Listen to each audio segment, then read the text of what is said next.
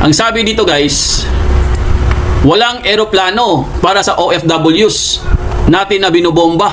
Pero ang mga buhaya, lahat may private jet. Tama, di ba? Tama po siya guys. Tama po si Representative Kiko Barsaga.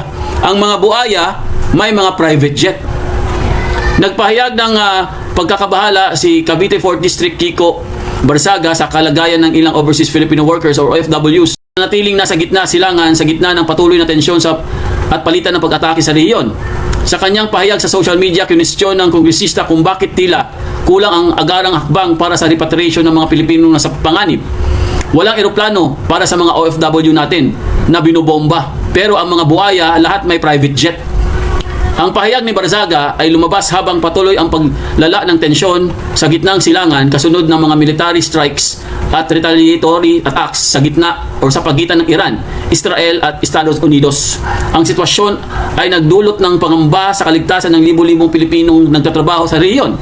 Ilang sektor ang nananawagan na mas mabilis na repatriation at mas agresibong hakbang ng pamahalaan upang matiyak ang kaligtasan ng mga OFW na nais nang makauwi sa Pilipinas.